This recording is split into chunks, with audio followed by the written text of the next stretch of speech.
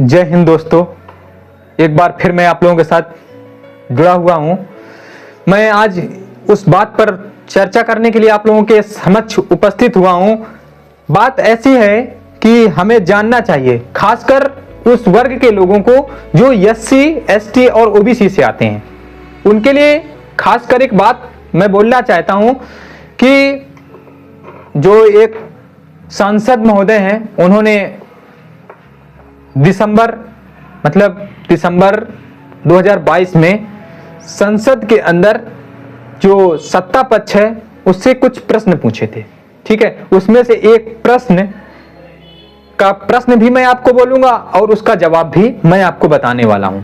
ठीक है, और उसको आप लोगों को समझने की आवश्यकता है। उसके बाद आपकी अपनी मना स्थिति, अपनी स्थिति और अपने समाज की स्थिति और इन सब लोग चीजों को समझने के बाद और भी बहुत से पहलुओं पर विचार करने की आवश्यकता होगी। वो आप कीजिएगा, आपका काम है। मेरा काम है कि ये प्रश्न और उसका उत्तर आप लोगों को बताना।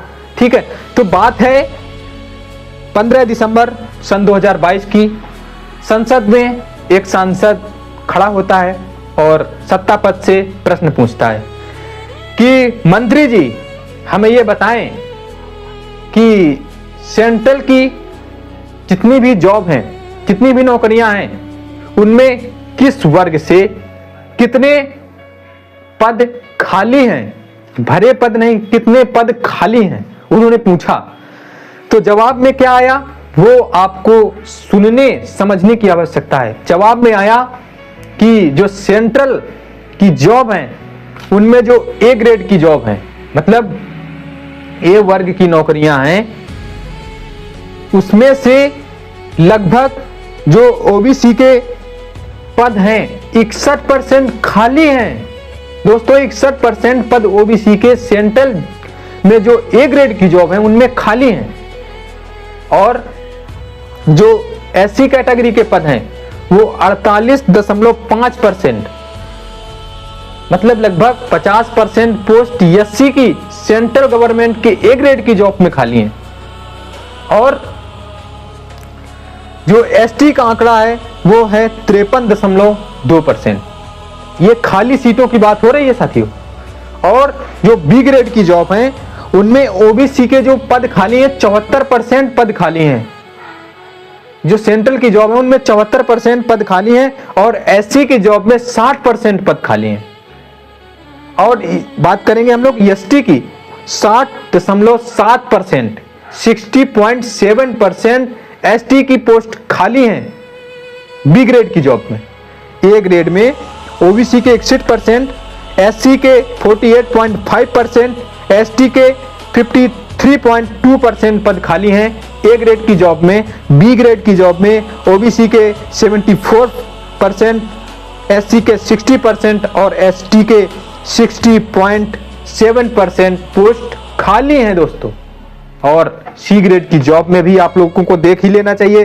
तो सी ग्रेड की जॉब में ओबीसी की जो पोस्टें हैं वो 60.3% खाली हैं साथियों।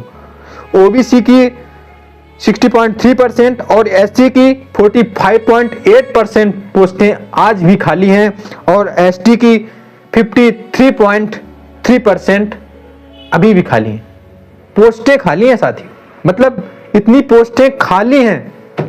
और इसी के साथ एक बात पर हम लोग और भी गौर करेंगे कि एक व्यक्ति हैं माता दीन करके, उन्होंने आरटीआई में यूजीसी से जवाब मांगा। आरटीआई में उन्होंने यूजीसी से पूछा कि कृपया हमें बताएं कि देश में जो यूनिवर्सिटी हैं, देश में जो भी यूनिवर्सिटी हैं, उनमें कितने वाइस चांसलर अर्थात कुलपति किस कैटेगरी के हैं? आप लोग सुनकर दंग रह जाएंगे मेरे मित्रों। साथियों, आपको बता देना चाहते हैं कि देश में लगभग 500 यूनिवर्सिटी हैं, 496 यूनिवर्सिटी देश में हैं, जिनमें से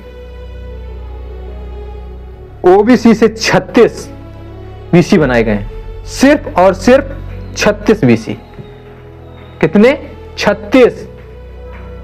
अब आप समझ सकते हैं कि ओबीसी के सिर्फ और सिर्फ 36 वाइस चांसलर 496 यूनिवर्सिटी के अंतर्गत सिर्फ और सिर्फ 36 यूनिवर्सिटी में ओबीसी चांसलर हैं। इसीलिए भेदभाव होता है। इसीलिए ये जो आपका नियम आया हुआ है यूजीसी का, इसीलिए आया हुआ है। ठीक है।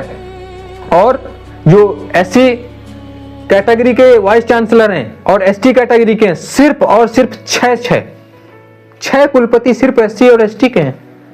समझें आप, मतलब 6 एससी में और 6 एसटी में, अर्थात 12, सिर्फ और 12 वाइस चांसलर कुलपति एससी एसटी के हैं, 36 सिर्फ और सिर्फ ओबीसी के हैं। इसके अलावा 496 यूनिवर्सिटी में से जो आपके ये जो 48 कम कर दें, उसके बाद सारे के सारे पोस्टों पर एक ही कैटेगरी के लोग बैठे हुए हैं। तो इसीलिए ना यूजीसी जैसे नियमों की आवश्यकता हुई है। उसमें यह भी है, अगर हेड जो इक्विटी कमेटी का हेड है वो गलती करता है तो आप उसकी भी शिकायत ऊपर कर सकते हैं। वहां नहीं सुनी जा रही, उसके ऊपर उनकी शिकायत कर सकते हैं। शिकायतों का सिलसिला बंद नहीं होता है और जब तक उन्हें निराकरण नहीं हो जाता उनकी समस्याओं का, तब तक आप शिकायतें करते हैं। ठीक है। और अगर कोई यूनिवर्सिटी इन यूजीसी के नियमों को नहीं मानती तो उनकी इस कॉलेज की मान्यता रद्द हो जाएगी, फंड नहीं मिलेगा। ठीक है, लाइसेंस जब्त हो जाएगा। तो इन्हीं सब बातों को बताने के लिए मैं आप लोगों के समक्ष उपस्थित हुआ था और अब मैं विदा ले रहा हूं। जय हिंद।